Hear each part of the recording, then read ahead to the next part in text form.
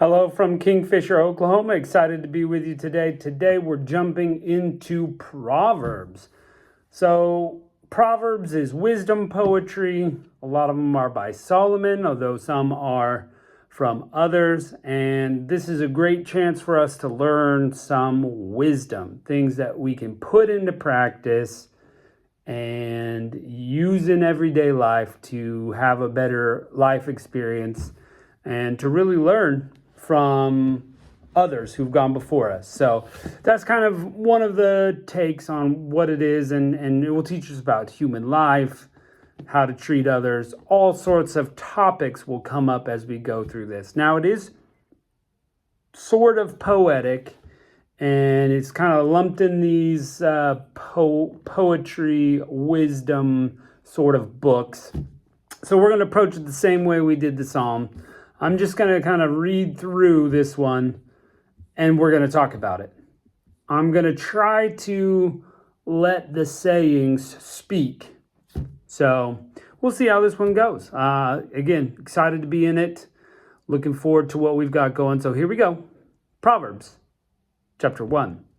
The Proverbs of Solomon, the son of David, king of Israel. To know wisdom and instruction, to perceive the words of understanding, to receive the instructions of wisdom, justice and judgment and equity, to give subtlety to the simple, to the young man knowledge and discretion. A wise man will hear and will increase learning, and a man of understanding shall attain unto wise counsels. To understand a proverb and the interpretation, the words of the wise and their dark sayings. The fear of the Lord is the beginning of knowledge, but fools despise wisdom and instruction.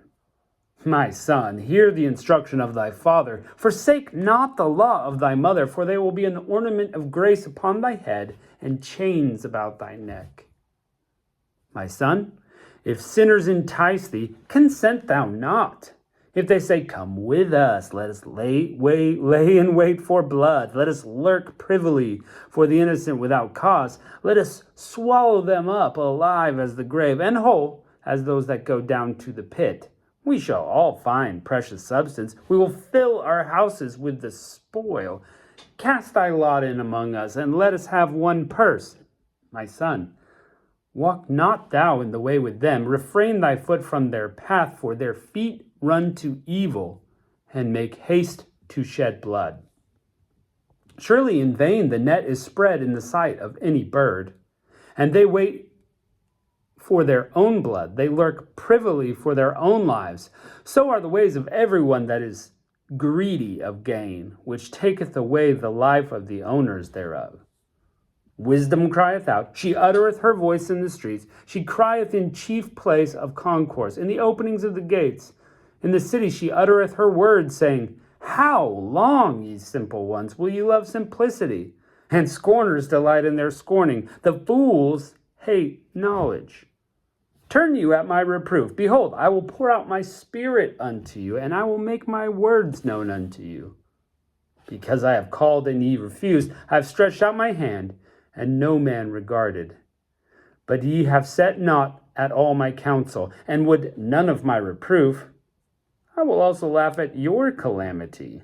I will mock when your fear cometh, when your fear cometh as desolation, and your destruction cometh as a whirlwind, when distress and anguish cometh upon you. Then shall they call upon me, but I will not answer. They shall seek me early, but they shall not find me. For they that hated knowledge and did not choose the fear of the Lord, they would none of my counsel. They despised all my reproof. Therefore they shall eat the fruit of their own way, and be filled with their own devices. For the turning away of the simple shall you slay them, and the prosperity of fools shall destroy them. But whoso hearkeneth unto me shall dwell safely, and shall be quiet from fear of evil. Okay, I mean, there is a lot there. But you can see the theme clear as day. We're talking about wisdom versus foolishness. And Solomon here is poetically giving life to what wisdom is versus what foolishness is. And if you would just put them by each other, it's like this. If you follow God's way, that's wisdom. And if you forsake God and his ways, that's foolishness. Because the foolish come for all sorts of reasons to destruction and, a terrible end. All sorts of reasons they come to that. They're greedy, they want to shed blood, they're mockers, they're, trying to entice you, they're eager for quick gain. Don't go there, friends. Don't go there, it's saying. Follow God's way. It's much better. You're going to get swallowed up as a grave. You're going to go down to the pit. You're going to be destroyed if you forsake God. What a warning. Hello, people. We've been warned. God is the way to life. Jesus said, I'm the way, the truth, and the life, right? Proverbs, in essence, in this chapter, saying the same thing. Saying the exact same thing. Hey, follow God's way, and it will help you. Love it. Love it. And, just word picture after word picture. Hey, if you want to understand wisdom, the fear of the Lord is the beginning of wisdom. That line alone, worth the price of admission.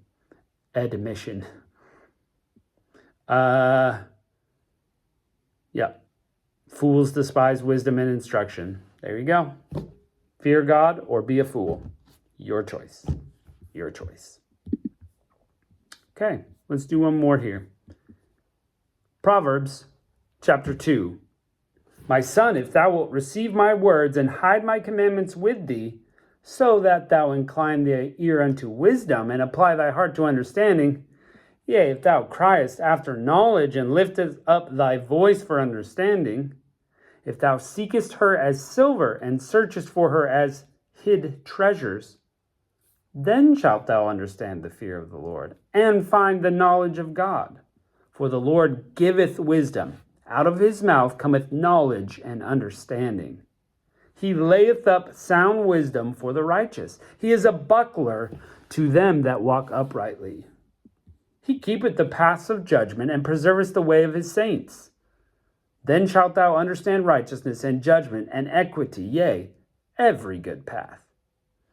When wisdom entereth into thine heart, and knowledge is pleasant to thy soul, discretion shall preserve thee, understanding shall keep thee, to deliver thee from the way of the evil man, from the man that speaketh froward things, who leaves the path of the upright, to walk the ways of darkness, who rejoice to do evil, and delight in the frowardness of the wicked, whose ways are crooked, and they froward in their paths, to deliver thee from the strange woman, even from the stranger which flattereth with her words, which forsaketh the guide of her youth, and forgetteth the covenant of her God.